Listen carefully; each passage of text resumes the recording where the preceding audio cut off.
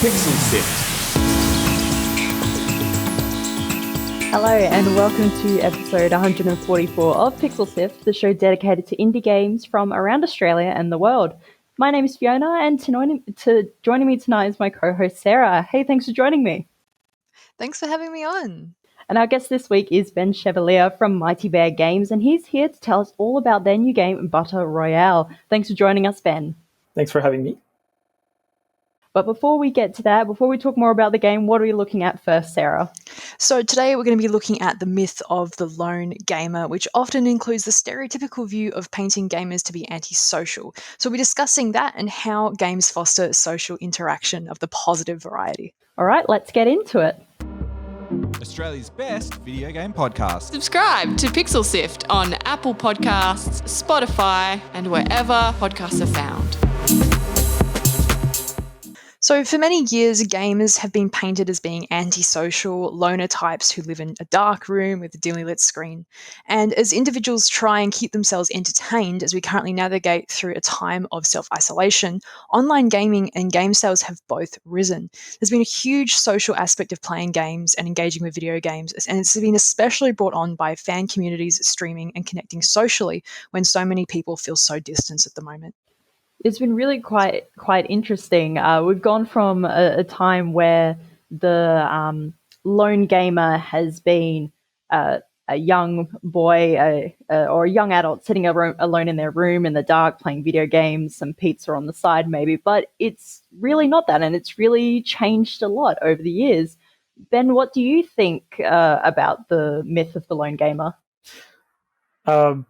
Yeah, I mean this is a very interesting topic, as you know we kind of discussed very earlier. I relate to that because I used to kind of be on that side of the fence where I used to play a lot. I used to play my MMORPGs, and my parents didn't really understand what I was doing, and even some of my friends didn't really understand why I was spending so much time on that. And I was making friendships in these games, and I built friendships like 10, 15 years ago. They're still, living the day. So, and it's just, I think it used to be a sort of black box for a lot of people. Even up to now, like, people don't really understand why we would spend so much time on that. And there is a definitive, games are an avenue to connect with other people. So sure, we can look at it as like, oh yeah, that's an escape kind of, thing to do. You just escape reality or whatever. Like, that's not really how most of the people play games. To be honest, it's a pastime. It's like watching movies. It's actually a very active pastime in my opinion. And it's an avenue to connect with people. It's an avenue to make friends. And I think it's become probably visible to maybe parents or people who are not used to kind of like see how that works, to see, their kids communicating maybe over Discord or Zoom or whatever, and be like, well, actually, you can really entertain a relationship with other people. It's not just like on your own, on your computer. There is something happening with other people. It's social. And I think this has become much more visible, I believe. What I really find interesting about this topic is the Digital Australia 2020 report, which is the culmination of over 15 years of research on how, why, and whom video games are played in Australia. When that came out last year, it came with some really interesting statistics that I think definitely helped to prove that, like, the myth of the loner gamer is really just not that true in this current state of time. So some of those really good stats prove that 9 out of 10 homes have a device of which games have been played. The average person that plays video games is about 34 years old. And as far as gender, about half and half of individuals were female and male. I think it was 47% of all players are female, which is absolutely fantastic. And it kind of just shows that, like, there's a huge variety of people that play games. And it's not just the young teenage boy hiding away, trying to, escape from the world, which is what a lot of gamers have been perceived as or been represented as in a lot of media in the past. It had some really interesting quotes from individuals that were interviewed for part of the report. And one of them was, I'm not a social person, so playing games helps me connect with others, which was a female from South Australia. Someone else said, games let me have fun with my family and create memorable moments, which was another female from Queensland. And someone else, a male from New South Wales, said, as a teenager, it was a social thing to do with friends. And now as an adult, it's for stress relief, taking a break from responsibility for a little while. Now, I definitely spend a lot of my social time playing games with my friends. I'm based in Melbourne. The rest of the Pixel Sift crew is predominantly based in Perth. So for us to play games together, especially on the channel and do what we do, it's a great way to socially connect and to kind of break down that distance barrier. And it also helps, like what you were saying before, it helps someone get into a community, like the person who said that they're not very good with social interaction. So it allows them to find a community. Another interesting stat of part of that report was that 28% of the people involved actually participated in cosplay as well. So it's not just make a community, it's branch out into creativity, whether that be cosplay, making videos, and all different kinds of things. So it's not true the lone gamer. And then it's really quite interesting as well, because one of the very first multiplayer board games, which was from ancient Egypt, it's a game and it's multiplayer, and Pong as well, 2-player. So it's interesting where that myth even came from, to be honest. Ben, do you think once most countries will exit the current lockdown that we have in place, do you feel like the overall state of people's opinions on games being antisocial will change in the future? I think generally, even without the lockdown, I think the lockdown kind of accelerated a little bit what is happening around games.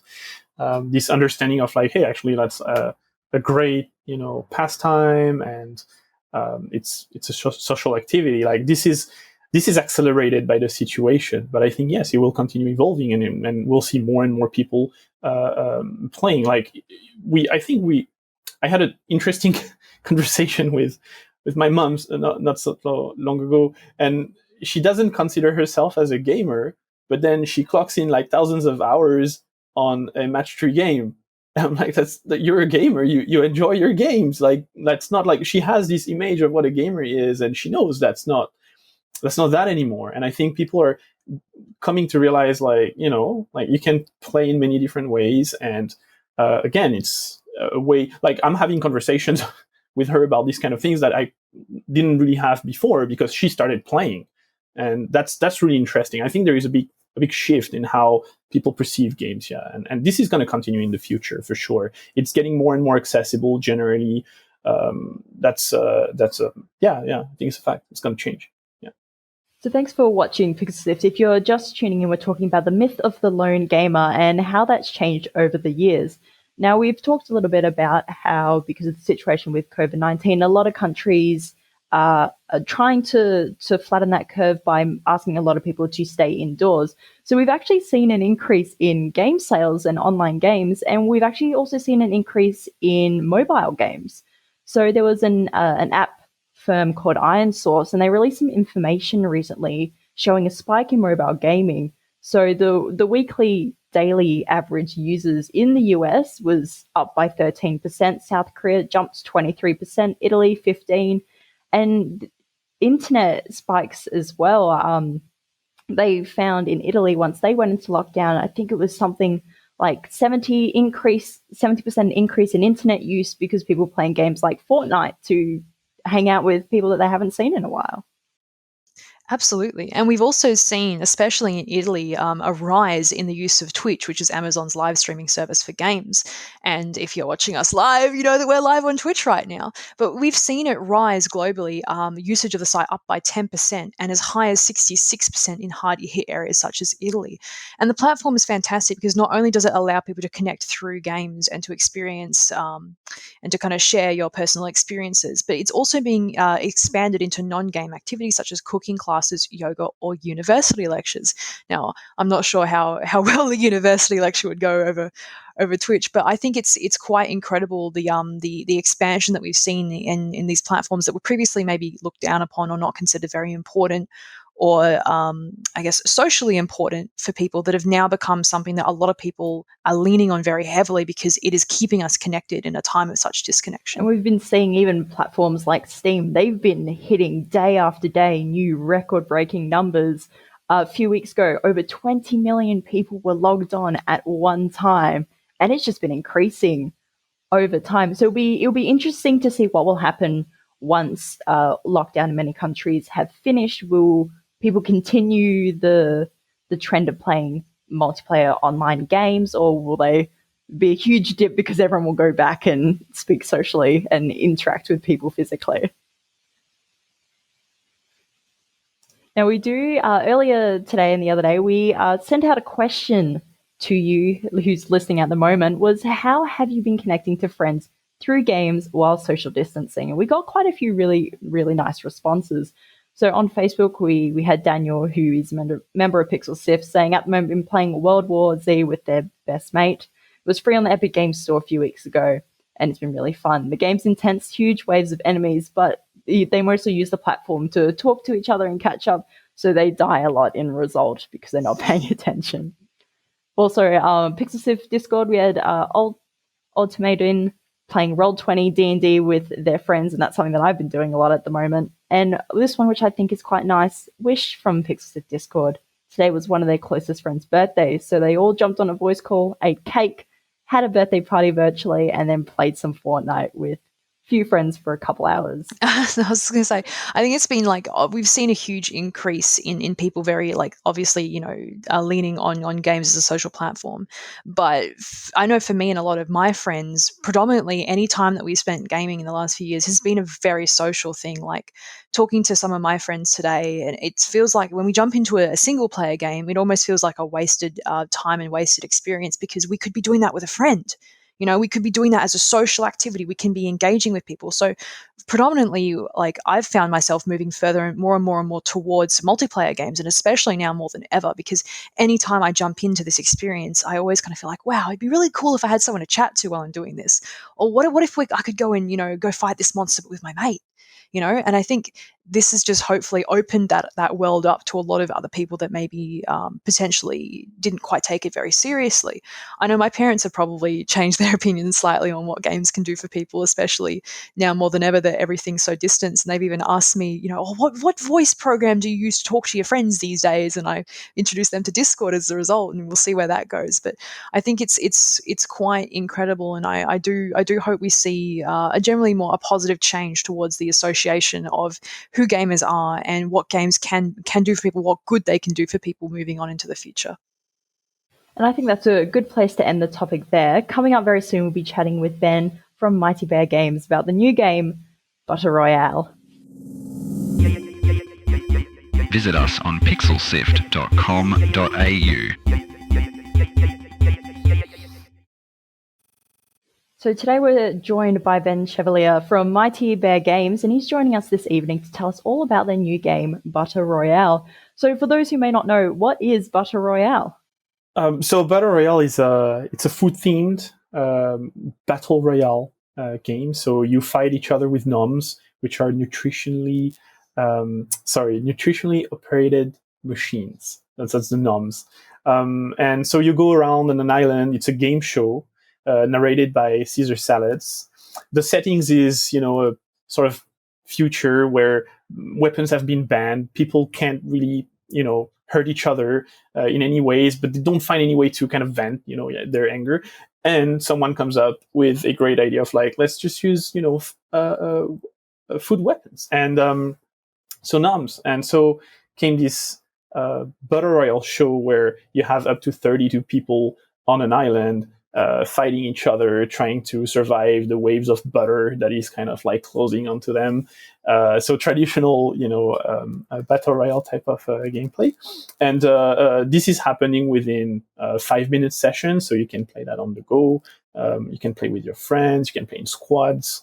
And it's an exclusive title for Apple Arcade. It's cross-platform. You can play on your phone. You can play on your iPad. You can play on your TV and on your Mac. With controllers. What was the inspiration behind the game? Because you were just listing off so much there, and it just sounds like you'd have to think about the whole world, and it sounds like there's a bit of lore as well, which is amazing. That was the easy part, actually. The whole like world building and all of that. It's so the backstory, like how we came up with Battle Royale. We were kind of pitching to Apple 2 different games, and we're working on this, and we're kind of like at the end of the, wrapping up the pitch and about to send them. We had like 2 days maybe before the deadline. And we're kind of joking around a little bit with, Butter Royale as a pun on the word, Battle Royale. And of course we started going on with like puns, and it just kind of like snowballed into like, oh, and then it happens in San Francisco, which is like the city that you see on the island, and then like, yeah, and one of the weapons is the League of Legends, and it's like you'll have a baguette. It's like these kind of stupid things, and it was so easy and so natural because food is such a, how do you call that? So such a universal theme, right? That everyone on the team started participating to this with their own little ideas and being like, oh, we could do this and we could do that, and we ended up creating a huge document on Google Drive where everyone could just like drop, either puns or ideas of weapons or places to visit or things that they would like to see in the game, but always related to food. And so we ended up with like a lot of material. So we created like very quickly because we were so excited about the idea, and we had the team as well. Like when you have the entire team behind that, you're like, okay, we gotta pitch that. We created the materials within about 2 days, a bit of visuals, a nice pitch, and then we sent it out. And Apple wanted to make 2 games. Actually, we felt like, okay, we can't only do one at a time with the team that we had at the time, the scale of the team. And we picked Butter Royale because there was so much, like people were enjoying so much, like participating to the project from the start, that we felt like that's the best fit for us. So that is really incredible, and I love that the game was built just of a string of puns to do with food. It started with one pun. My partner saw me looking at the trailer today, and he was like, "What is that?" And I was like, "It's a game, and you have a gun, and you can shoot ketchup from the gun." And we both loved it just on the premise alone. So 643 is really interested, and he's asking in chat, what was the pitch process like for Apple? The pitch process. So I think with a pitch, you try to touch the essence of the game. So it doesn't necessarily say exactly how it's going to look like. You try to be as close as you can, but you're always limited on time, right? And you only have a few slides that you can prepare because you want to catch people's attention. So generally, we would have a bit of story, a bit of high-level mechanics, a little bit about the meta of the game, some character designs, if possible, and we had that for Butter Royale, a kind of mock-up of what the game visual could be like in a session of the game. And specifically to like how it was to pitch to Apple, because that was the question. It was a fairly very very simple process. Like they were very open. They were like, okay, we're interested in your ideas. We want family friendly. Like we were already working with this in mind. That was something that we wanted to explore. So that's the type of ideas that we came up with some nuances, but generally very very nice. That was great. Absolutely. Were there any challenges developing a Battle Royale for iOS? For iOS, specifically for iOS? Yeah.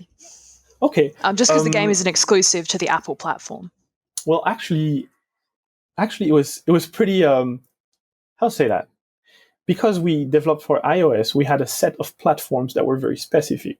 We knew exactly which platforms we wanted to support, and we could test and optimize the game to run as well as possible on other platforms.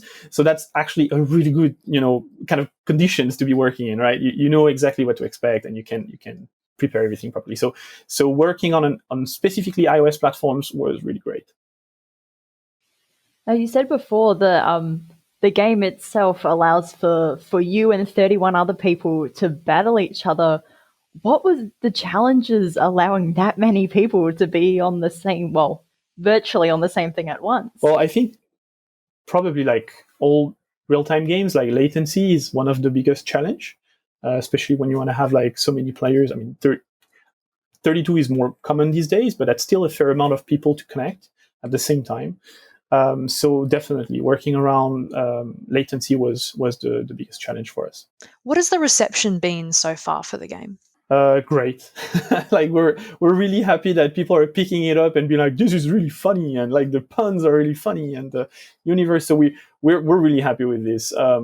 Maybe one of the things that surprised us the most is kind of the sort of validation of some of the things that we had in mind when we were making the game. Like we wanted to make a game that was very accessible. We wanted to make a game that, people from, 7 to 77 could be playing and even be playing together. So, given the reviews that we had on the store and people just contacting us just even for support, like we realized that we actually have families playing together. We have auntie helping her nephew to play the game, and he's maybe having a problem, then she's writing for him. We have also players our age.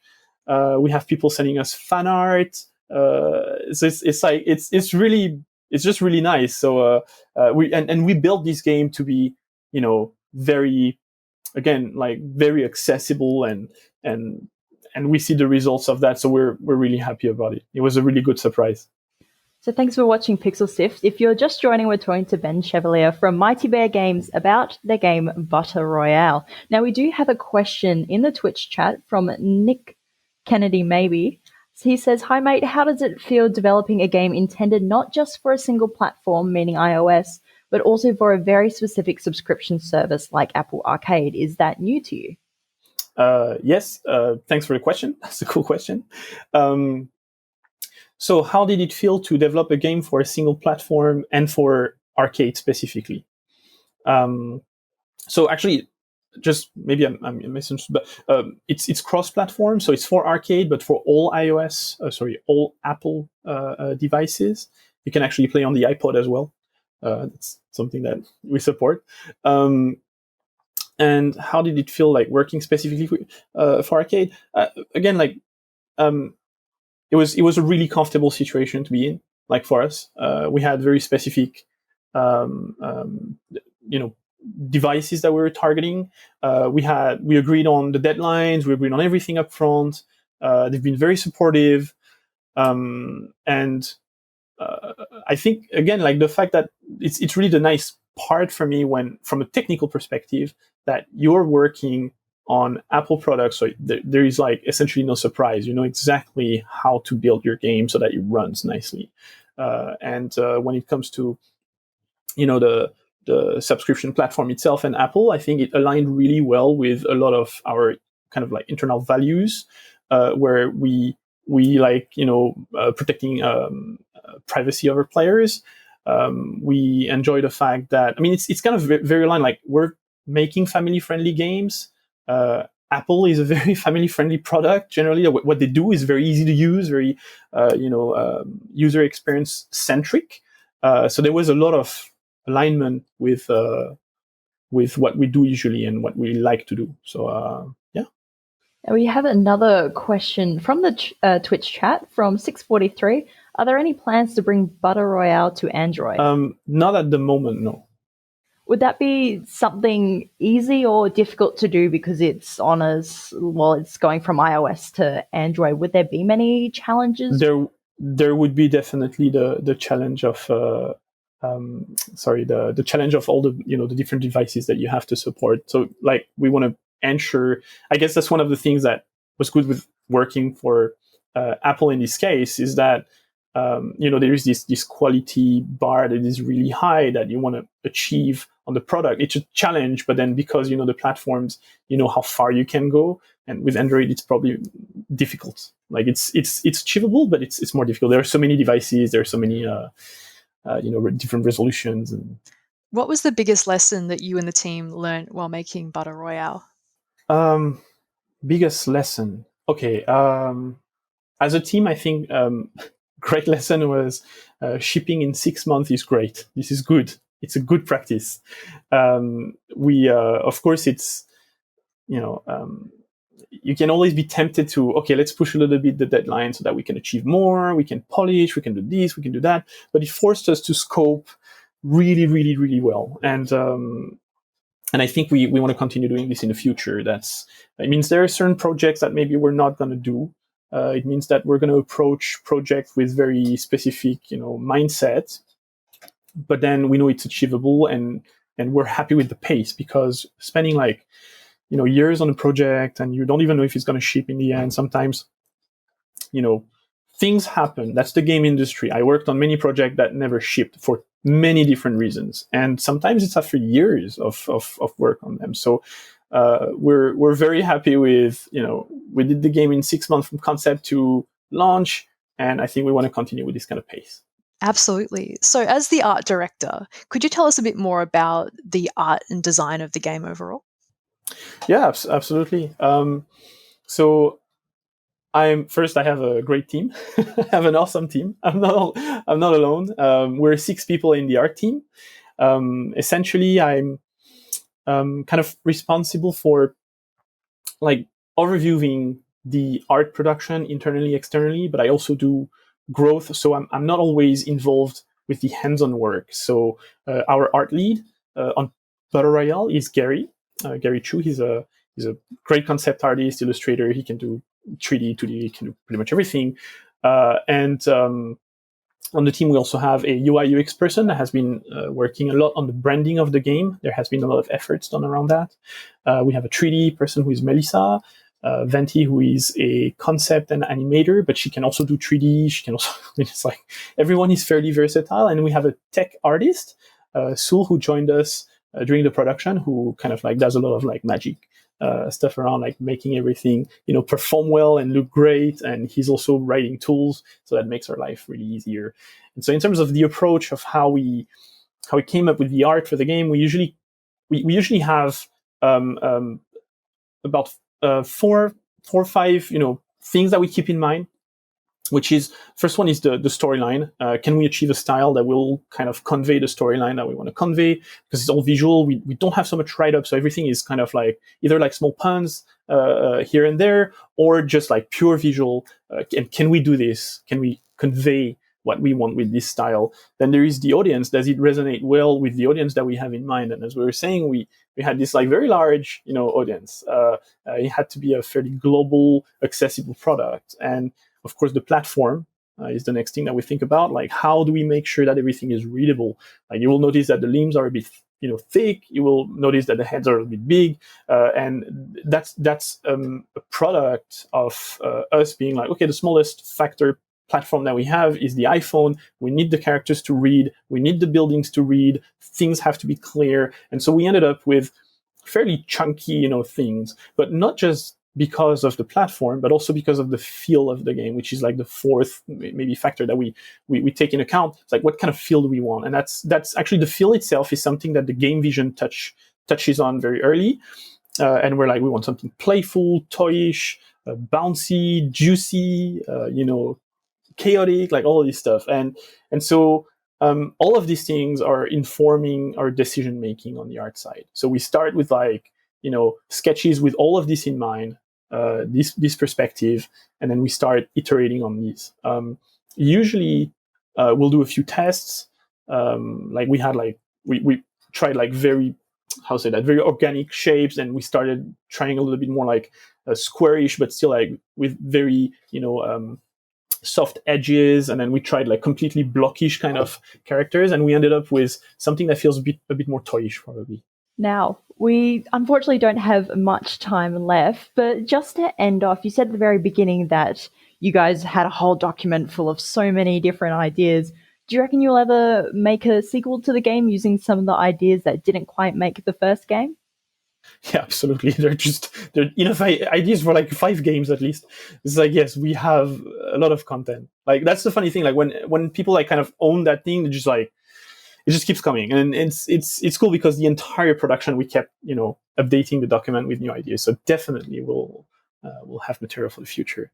Yeah, and we have of course like new games in the works, and this is like, for us, I think Butter Royale is a larger universe. That's why we have so much work done on the branding as well. Like, it's not just Butter Royale as like a single game show. There is a much wider universe involving Caesar Salads, involving Coco Chanderelle, who's like one of the creators.